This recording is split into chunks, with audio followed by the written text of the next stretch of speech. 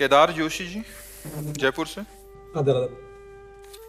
महाराज जी, क्या बोल बोल कर माला जपने के भी उतना ही लाभ मिलता है जितना बिल्कुल शांत रहकर जपने से मिलता है? अंतर है। जब हम बोलकर नाम जप करते हैं उसे वैखरी जप कहते हैं, और जब हम इसे उपांश जप कहते हैं,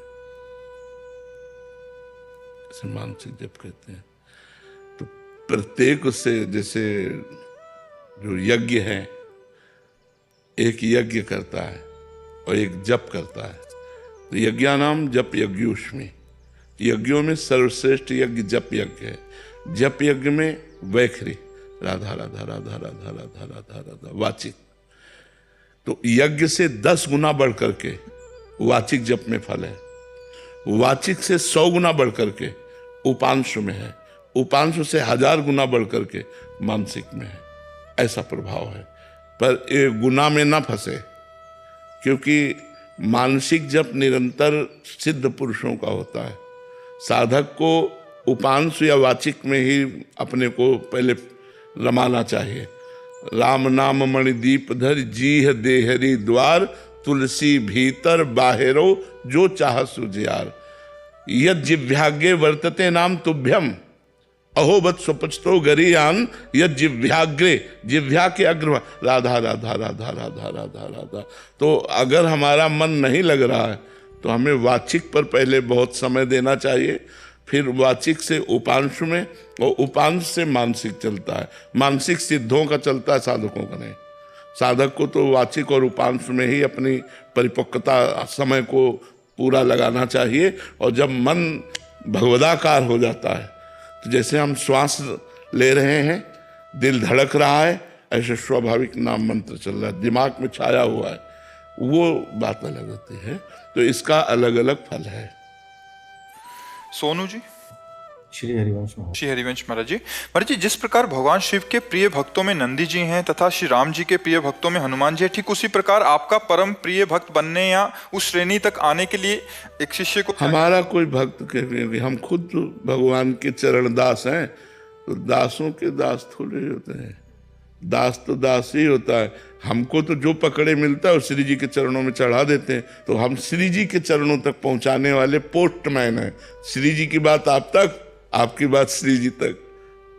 हम तो खुद दास बनना चाहते हैं। हम दास किसे बनाएंगे? हाँ, दास तो स्वामिनी जी के, प्रियालाल के दास। समझ रहे ना? मुझे एक बड़ी दुविधा है जी। हमारा सिनेमा हॉल है भागीदारी में, जो नए जमाने का मल्टीप्लेक्स बोलते हैं, थिएटर। तो उसकी आमदनी को शुद्ध कैसे करें? जैसे राजा का अन्न खाने से ऋषिवर का रानी का हार अपने झोले में डाल दिया। हाँ, उसको जैसे गौशाला है, कोई बीमार आदमियों के लिए औषधालय है, धन एकत्रित करो, उसके द्वारा जैसे गरीब लोगों की औषधि की व्यवस्था है, गौओं की सेवा है, संत सेवा है, धर्मशाला, ऐसा फ्री व्यवस्था कि कोई यात्री ठहर जाए तो आराम से, ऐसी व्यवस्थाएं धन को सदुपयोग में लाना चाहिए, सदुपयोग में करना चाहिए। उससे सो धन धन्य प्रथम गति जाकी, वो धन धन्य हो जाता है जो संत सेवा, भगवंत सेवा, गौ सेवा, समाज सेवा में लगता है निष्काम भाव से, वो धन पवित्र हो जाता है। तो कुछ पैसा ऐसा निकाल करके रखते जाना चाहिए जो आपकी आयस के अनुसार। फिर उसके बाद जहाँ अपने को भगवत प्रेरणा हो वहाँ उसको सेवा में लगा देना चाहिए। और कोई यश नहीं लेना चाहिए, मतलब किसी भी तरह का धन्यवाद नहीं लेना चाहिए, गुप्त रूप से कर देना चाहिए। महाराज जी, अंदर एक बहुत कामना सी रहती है कि वो बोलें, कोई तो बोलें कि हमने किया है ये, या हमारा नाम तो उससे आपका पुण्य नष्ट हो जाएगा। अगर आपका पुण्य पूरा बचाना है तो मतलब ऐसी जगह दिया जाए जहाँ आप पानी भी न पिए और आपको कोई धन्यवाद भी न बोले। वो परिस्थिति जब हाँ, नाम जप से आ जाएगी दैन्यता और गुप्त। जब ये बात आती है ना कि मेरी थोड़ी वस्तु है, तो दियम वस्तु गोविंदम तुभ्यमेव समर्पय, आपकी दी हुई चीज आपको समर्पित कर रहे, मेरा नाम व्यर्थ में क्यों ले रहे हो? ये तो प्रभु ने आपके लिए ही हमारे पास भेजा था, तो हम तो आपकी धरोहर आपको दे रहे हैं। ऐसा भाव रखने से वो अहंकार नहीं आता है। तो दियम वस्तु गोविंदम तुभ्यमेव समर्पय। आदित्य कंसल जी, राधे राधे गुरुदेव। राधे राधे महाराज जी। महाराज जी, जब भी मैं तर्क वितर्क करता हूं तो मुझे सही में गलत और गलत में सही दिखाई देने लगता है। सही और गलत का अंतर सूक्ष्म हो जाता है। अब कहीं न कहीं बच्चा श्रद्धा तो रखनी पड़ेगी। अगर श्रद्धा नहीं रखोगे तो फिर फाइनल कैसे कर पाओगे? आपकी बुद्धि तर्क वितर्क में लगे तो अपने गुरुजनों पर, संतों पर हम श्रद्धा रखें और अपना तर्क वहाँ रखें, और वो जो बोल दें तो उसको माने हम। बिना श्रद्धा के तो ज्ञान भी प्राप्त नहीं होता। श्रद्धावान लभते ज्ञानम तत्परासहितेन्द्रिया ज्ञानम लब्ध्वा परम शांति मचिरणाधिगच्छति। तो श्रद्धा हमारे परमार्थ की भूमिका है, नींव है। अगर श्रद्धा नहीं रखोगे, केवल तर्क वितर्क, तो फिर तो बात बिगड़ी जाएगी बच्चा। श्रद्धा, प्रथम हृदय श्रद्धा जो करे। हम संतों के वाक्यों पर श्रद्धा करते। मान लो मेरा मन स्वीकार नहीं कर रहा किसी बात को, लेकिन कोई संत कह रहा तो मुझे बात मान लेने की, नहीं संत वाक्य मुझे इस पर, ये मेरी श्रद्धा का विषय है, ये तर्क का विषय नहीं। संत वाक्य तर्क का विषय नहीं है, गुरु उपदेश, गुरु वाक्य तर्क का विषय नहीं, ये श्रद्धा का विषय है। श्रद्धा विश्वास बिना तो भगवत मार्ग फिर भवानी शंकरो वंदे श्रद्धा विश्वास रूपिणो याभ्याम बिना पश्यंत सिद्धा स्वंता स्तमीश्वरम। तो कहीं तो श्रद्धा विश्वास करना पड़ेगा, तभी तो अपने तर्क पर हम विजय प्राप्त करेंगे। नहीं तो वो तर्क हमें परेशान कर देगा, वो निगेटिव भी ले जाएगा, इतना निगेटिव ले जाएगा कि आप परेशान हो जाओगे। तो इसलिए तर्क को रोकने के लिए या तर्क का समाधान प्राप्त करने के लिए हमें शास्त्र, सद्गुरुदेव, संत वाक्यों पर विश्वास श्रद्धा करनी पड़ेगी। समझ रहे हो कि नहीं? तभी आप निपट पाओगे, नहीं तो बार बार तर्क क्यों, फिर क्यों है। हाँ, उलझन वो फिर परेशान कर देगा। एक जगह यह है कि ये जो बोल दे वो हम मान लेंगे, हम उस पर अपने तर्क को नहीं रखेंगे। तो वो गुरु वाक्य, संत वाक्य, इन पर हमको श्रद्धा करनी होगी। पर जी कुछ भक्त जन, वैष्णव जन होते हैं, वो क्या होता है, जो ज्ञान हुआ शास्त्रों से, गुरुजनों से, बट कुछ जने ऐसे हैं जो भगवान को नहीं मानते, उनसे तर्क वितर्क करने लग जाते हैं। फिर उसी नहीं, ऐसे लोगों से संभाषण करने के लिए निषेध किया गया है। जो नास्तिक हैं, भक्त भगवान की निंदा करते हैं, भगवत विमुख जन हैं, ऐसे लोगों की संगति और संभाषण के लिए हमारा शास्त्र निषेध करता है। एक संसार दुष्ट की संगति ताहू में तुम पुष्ट कराओ, वैसे ही दुष्टता का प्रभाव बढ़ रहा है। तुम ऐसे दुष्टों के संग से अपनी दुष्टता पुष्ट करोगे तो कैसे भगवत मार्ग में चलेगा? तो इसलिए चाहे वो कोई भी हो, किसी भी भेष में हो, आगे के दाजे गए भजी पानी में आग लगे तो क्या कीजिए? आग का जला हुआ पानी में गया और पानी में आग लगेगी तो फिर क्या होगा? तो हमको जहाँ ये समझ में आवे कि यहाँ भक्त निंदा हो रही, यहाँ संत निंदा हो रही, यहाँ भगवत विमुख बातें हो रही हैं, हमको उनका संग छोड़ देना चाहिए, संभाषण नहीं करना चाहिए। नहीं तो हमारा परमार्थ फिर लुप्त हो जाएगा, वो गुप्त हो जाएगा, फिर प्रकाशित नहीं होगा। ऐसे लोगों की संगति, जाके प्रिय न राम वैदेही तजिए ताहि कोटि बैरी सम यद्यपि परम स्नेही। कोई भी हो, अगर वो भगवत विमुख है, दुष्ट है, नास्तिक है, तो हमें संभाषण भी नहीं करना है। ऐसे लोगों से सुन के चल दिया जाता है, जिसमें तर्क या वैसे तो चुप चुप सुन के चल दिया जाता है। महाराज जी, कुछ साथी हैं मेरे जो मूर्ति पूजा के खिलाफ हैं, मतलब मित्र में, परिवार में। भगवान सर्वत्र हैं, माननी है ना, भगवान सब जगह है, तो फिर मूर्ति में क्यों नहीं? अच्छा, तुम मूर्त हो कि अमूर्त हो? तुम्हारा रूप मूर्त है या अमूर्त है? मूर्त है। तो मूर्त में फंसे हो, मूर्ति की पूजा करो तो निकल जाओगे। अमूर्त थोड़ी हो तुम। कोई गुरु बनाता तो गुरु मूर्तमान है या अमूर्त है? मूर्तिमान ही तो है। तो गुरु को माला पहनाई तो मूर्ति की पूजा की कि नहीं की? थोड़ा मन विचलित हो जाता है ऐसा। ऐसे लोगों से हमें मतलब क्या रखना है? भगवान मूर्तिमान है, श्री विग्रह में बच्चा, ये हम अपना अनुभव कहते हैं। जैसे हम तुमसे बात कर रहे हैं, अब वो कभी कभी आवेश में आके बोलना पड़, ऐसे हम भगवान से बात किए। हमारे जो ठाकुर जी हैं, जो मूर्त रूप में ऐसे बात किए, सेकंड में उत्तर, सेकंड में उत्तर, सेकंड मतलब पूरा होते होते उत्तर पूरा। ऐसे बात मतलब ये थोड़ी कि केवल मूर्ति अकेले हैं, ऐसे नहीं, ऐसा नहीं समझना चाहिए कि ठाकुर जी केवल मूर्ति है, ऐसे नहीं। हमारे राधा पीजू महाराज हैं, हमारे पर्सनल ठाकुर, अपने अपने पर्सनल ठाकुर होते ना। हाँ, कभी कभी उनसे हम ऐसे जैसे मित्र से बात करते हैं, ऐसे बात करते हैं। वो ऐसे उत्तर मूर्त नहीं है, वो साक्षात है, साक्षात बात करते हैं। पर इतनी क्षमता हो तभी तो बात बोलेगी। अब तुम पत्थर का मानोगे, धातु का मानोगे तो वैसे बैठे रहेंगे, अगर साक्षात वालोगे तो आपके साथ खेलेंगे।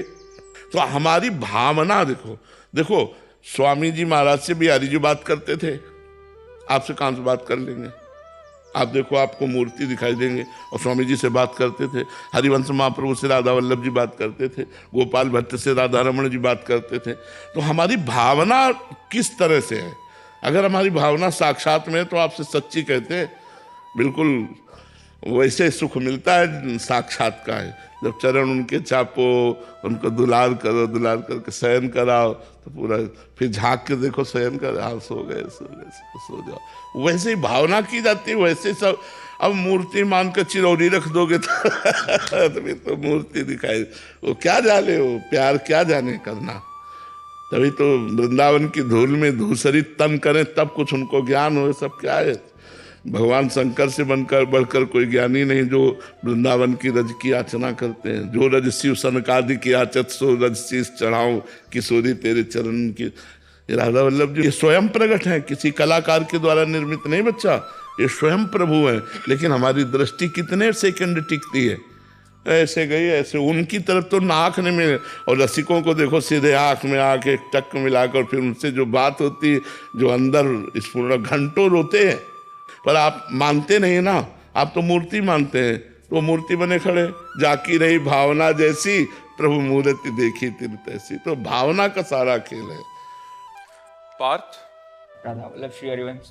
श्री हरिवंश महाराज जी, महाराज जी गीता जी के 12वें अध्याय में भक्ति योग में अद्वेष्टा सर्वभूतानां मैत्र करुण एवच निर्ममो निरहंकारा सम दुख सुख समी। महाराज जी इसमें इस श्लोक में बताए गए लक्षण कब प्राप्त होते हैं महाराज जी? इसके लिए साधक को कैसे प्रयासरत रहना चाहिए? देखो, सबसे पहले संत समागम हम अधिक से अधिक करें, शास्त्रों का स्वाध्याय करें और भगवान नाम जप करें।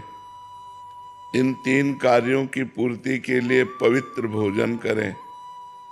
पवित्र भोजन के साथ हमारी इंद्रियों का विलास पवित्र हो। जब हम निरंतर नाम जप करते हैं, हमारी इंद्रियां धीरे धीरे निर्विषय होती हैं। तो पवित्र इंद्रियां, पवित्र मन, पवित्र विचार, तब अद्वेष्टा सर्वभूतानां मैत्रः करुण एवच निर्ममो निरहंकारा सम दुखा सुखा क्षमी। वो किसी भी जीव में न दोष दर्शन करता है, न द्वेष बुद्धि करता है, सब में भगवान को देखता है। उमा जे राम चरण रत विगत काम मद को हो, निज प्रभु में देखें जगत कैसन करें विरोध। वो सब में अपने प्रभु को देखता है। अद्वेष्टा, वो दोष दर्शन रहित, द्वेष भाव रहित। मैत्र करुण एवच, वो सबसे मित्रता का व्यवहार करता है, पर निर्मम, ये कला है। मित्रता का व्यवहार करते हुए भी ममता रहित। वो करुणा करता है सब पर, लेकिन करुणा का भाव रहने पर भी निरहंकारा। निर्ममो निरहंकारा, ये मैत्रः करुण एव के नीचे। मैत्रः निर्ममो, करुणा निरहंकारा। दया का भाव हो लेकिन अहंकार ना हो कि मैं इन पर दया कर रहा हूं। मित्रता का भाव हो पर कहीं ममता ना हो। अद्वेष्टा सर्वभूतानां मैत्रः करुण एवच निर्ममो निरहंकारा सम दुखा सुखा क्षमी। सुख और दुख में समान भाव रखने वाला क्षमावान पुरुष भगवान कह रहे मुझे बहुत प्रिय है, वो मेरा भक्त है। लेकिन ये तभी स्थिति आएगी जब हमारा नाम जप होगा, साधु समागम होगा, शास्त्र स्वाध्याय होगा, पवित्र भोजन होगा और इंद्रियों को पवित्र रखेंगे, जितेंद्रियता। तब हमारे अंदर भगवत भाव, ऐसे दिव्य विचार आएंगे। और ये दीर्घ काल, सातु दीर्घ काल निरंतर सत्कार सेवितो दृढ़ भूमि, ये 2-4 महीने में नहीं आ जाएगा। सातु दीर्घ काल निरंतर सत्कार सेवितो दृढ़ भूमि, निरंतर नाम जप, सब में भगवत भावना, बहुत काल तक, तब हृदय में दृढ़ भूमि हो जाती है कि वास्तवता सिय राम में सब जग जानी, सब जगह मेरे भगवान विराजमान है। तो ये सब दोष दर्शन आदि सब नष्ट हो जाता है। रामेश्वर बापू जी, गुजरात। राधे राधे महाराज जी। महाराज जी, राधा रानी को प्रेम स्वरूपा क्यों कहा जाता है? राधा रानी क्योंकि वो प्रेम है। श्री कृष्ण के हृदय का जो प्रेम है वो जब रूप धारण किया तो राधा रानी के रूप में, वो सांद्रानंद घन प्रेम मूर्ति किशोरी, जो सांद्रानंद घन रसघन मोहन मूर्तिम विचित्र के महोत्सवोल्लसितम लालजू महाराज हैं, तो उनका हृदय प्रेम समुद्र है। प्रीतिरु मूर्तिमती रस सिंधो सार संपदि विमला वैदग्धी नाम हृदयम काचन वृंदावनाधिकारिणी जयति। वो लालजू के हृदय के प्रेम समुद्र का सार रूप जब धारण हुआ तो राधा रूप हुआ। अपने प्रेम का रसास्वादन करने के लिए लालजू ही राधा रूप में है, उनका प्रेम ही मूर्तिमान राधा रूप में है। वो जो राधा चरण में महावर लगाते हैं, जो राधा चरण की आराधना करते हैं, जो वेणी गूंथते हैं, जो प्रियाजू की दृष्टि में दृष्टि मिला करके जीवन यापन करते हैं, आनंद सिंधु समुद्र प्रभु को किस आनंद की जरूरत है? लेकिन अपने ही आनंद का रसास्वादन करने के लिए दो रूप में, कृष्ण और राधा के रूप में है। जब राधा रूप से रसास्वादन करते हैं तो श्री कृष्ण रूप माधुरी, श्री कृष्ण लीला माधुरी, श्री कृष्ण गुण माधुरी, श्री कृष्ण अधरामृत, इसका पान करते हैं। और जब श्री कृष्ण रूप से रसास्वादन करते हैं तो राधा रूप दर्शन, प्यारी जू जब जब देखो तेरो मुख तब तब नयो नयो लागत, ऐसो भ्रम होत देखो न कब हो रही। कौन बोल रहे हैं? कोटि कोटि कंदर्प मदहारी, मुनिमन मोहन, स्वमन मन मोहन, विश्व मन मोहन, वो कह रहे हैं प्यारी जू जब जब देखो तेरो मुख तब तब नयो नयो लागत, ऐसो भ्रम होत देखो न कब हो दी, दुत्य को दुत्य लेखने न कागज। ऐसा आपका रूप है। अनसन पर भुज दिए बिलोकत, इंदु बदन बिबियोर, करत पान रस मत, परस्पर लोचन त्रसित चकोर। करत पान रस मत और परस्पर लोचन त्रसित चकोर, ये भगवत रसिक रसिक की बातें रसिक बिना को समझ सकेदा। अरवरात मिलबे को निस दिन मिले ही रहत, मनो कबहू मिले ना। भगवत रसिक रसिक की बातें रसिक बिना को समझ सकेदा। तो प्यारे जू अपने प्यार का रसास्वादन करने के लिए लाडली जू के रूप में है। रस घन मूर्ति जो प्रभु है वही प्रियाजू हैं, वही लालजू हैं। दो कहने को तन है, एक मन एक रूप। आंतरिक जो प्रीति रूप है, आसक्ति रूप, दोनों का समान है। लाल मरकत मन छबीलो तुम जो कंचन गात, बनी सिहित हरिवंश जोरी उभय गुणगन मात। कोई कम नहीं है। नागरी नौ किशोर मिथुन मनस चोर, दो चकोर दो चंदा, दो चकोर दो चंदा। जब वो चकोरी होकर उनके रूप का पान करें तो वो चकोर होकर, राधे तो मुख चंद्र चकोर ये नैना, प्रिया बदन छवि चंद्र मनो प्रीतम नयन चकोर। तो किशोरी जू साक्षात प्रेम मूर्ति है। इसीलिए किशोरी जू के बिना कोई श्री कृष्ण रस का रसास्वादन संपूर्णतया नहीं कर सकता, जैसे पूर्णिमा के बिना पूर्ण चंद्र का अवगाहन नहीं हो सकता। ऐसे राधा दास्य मपास्या प्रेततो गोविंद संगासया, कोई राधा चरणारविंद की आराधना छोड़ करके और गोविंद की आराधना करके गोविंद को पूर्ण रूप से रसास्वादन में लाना चाहे असंभव। बिना राधा कृपा कटाक्ष के कोई श्री कृष्ण प्रेम का रसास्वादन कर ही नहीं सकता, क्योंकि श्री कृष्ण का प्रेम का मूर्तिमान स्वरूप राधा जी है, किशोरी जो है। गोपियों में जो राधा चरणारविंद का प्रभाव पड़ा तो गोपी प्रेम की ध्वजा हो गई। यत पाद पद्म नख चंद्रमणि छटाया विस्फुर्जितम किमपि गोप वधु स्वदर्शी, पूर्णानुराग रस सागर सार मूर्ति साराधिका मई कदापि कृपाम करो तू। अब लालजू का ऐसा रूप है कि बड़े बड़े मुनिजन जिनकी चरण रज की वंदना करते हैं वो गोपीजन विथकित हैं, वो गोपीजन प्रेम विह्वल है लालजू के रूप में, और वो लालजू लाडली जू के रूप में प्रेम विथकित है। रोम रोम जो रसना होती तो तेरो रूप न बखानो जान, स्वामी हरदास जी कहते हैं। श्रीहित ध्रुवदास जी कहते हैं कोटि कोटि रसना जो रोम रोम प्रति होए, प्यारी जू के रूप को न बखान कहो जाता है। अति अगाध सिंधु पार नहीं पावे को, थोड़ी बुद्धि सीप मांझ कैसे के समात है। हमारी बुद्धि सीप है और प्रियाजू का रूप समुद्र है, भला सीप में समुद्र कैसे समा सकता है। और ये रूप पाछे न होती अब हूं, आगे हूं न होए है, ये गति अद्भुत रूप की और है। ये कौन बात जो अब ही और अब ही और अब ही और है। बस ये जो प्रेम प्रतिक्षण वर्धमान, जैसे ऐसे प्यारी जू का रूप प्रतिक्षण वर्धमान, इसी का रसास्वादन करने के लिए नवनिकुंज बिहारी श्री लालजू अधीन है। जाके अधीन सदाई सांवरो या ब्रज को शिरताज, हमारे माई श्यामाजू को राज। लालन तेरे ही अधीन, तेरे ही रस बस, श्याम सुंदर वर, जाचत हैं ज्यों दीन। लालन तेरे ही अधीन, सुनरी सखी हो साच कहत हो, तू जल है ये मीन।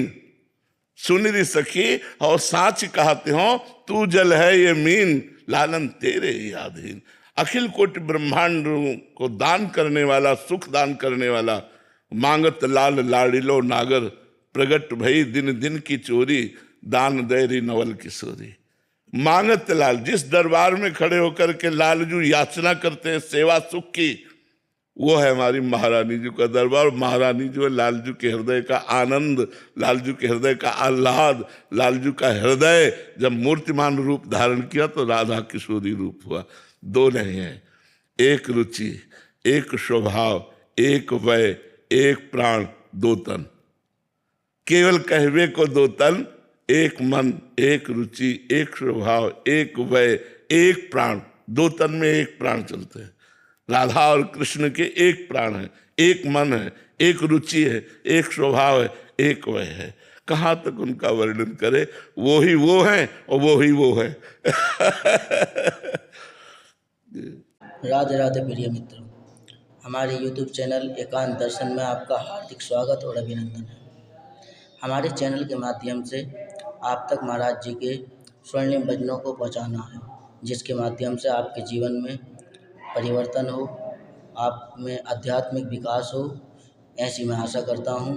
और पूज्य महाराज जी के प्रतिदिन एकांतिक वार्तालाप में चयनित करे हुए प्रमुख प्रश्नों को सुनने के लिए हमारे चैनल को सब्सक्राइब करें, लाइक करें, शेयर करें, जिससे आपके जीवन में परिवर्तन आए, अध्यात्म में आपकी रुचि बढ़े और निरंतर नाम जप का अभ्यास करें। जैसा महाराज जी बताते हैं, निरंतर नाम जप का अभ्यास करते रहें। वीडियो में भी हमने डाला है, आप पढ़ सकते हैं और वीडियो देखते हुए आप नाम जप का प्रयास करते रहें। चैनल को शेयर करके दूसरों को भी महाराज के स्वर्णिम भजनों से लाभान्वित करें। जय श्री राधे कृष्ण।